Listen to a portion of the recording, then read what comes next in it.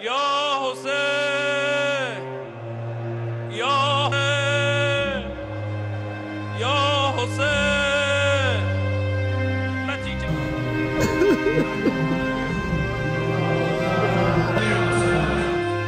ফেরানো গেল না প্রিয় প্রেসিডেন্ট ইব্রাহিম রাইসিকে।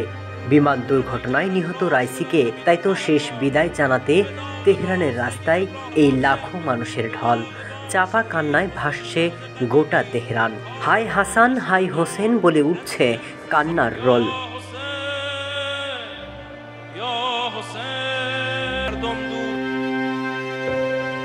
কফিন বহনকারী গাড়ি পৌঁছা মাত্রই শেষবারের মতো কফিনটিকে স্পর্শ করতে হুড়মুড়ি খেয়ে পড়েন জানাজায় অংশ নিতে লাখো মানুষ। দেশের সর্বোচ্চ নেতা আলী খামেনির উত্তরসূরি হবার কথা ছিল রাইসির, তবে ইসলামের শেষ চূড়ার কাছে যেতেই নক্ষত্রের পতন।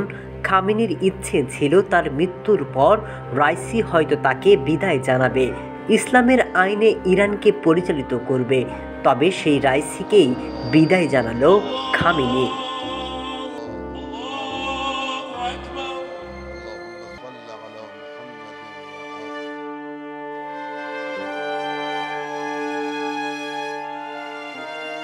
জানাজা শেষে অশ্রু আর বাঁধ মানেনি, কান্নায় ভেঙে পড়েন আয়াতুল্লাহ আল খামেনি।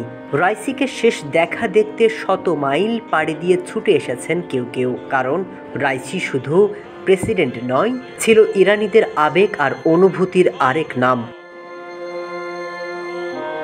পররাষ্ট্রমন্ত্রী এবং শীর্ষ ব্যক্তিদের মৃত্যুতে ইরানে চলছে শোকের মাতম। লাখ লাখ মানুষের আহাজারিতে ভারী হয়ে উঠেছে দেশটির আকাশ বাতাস।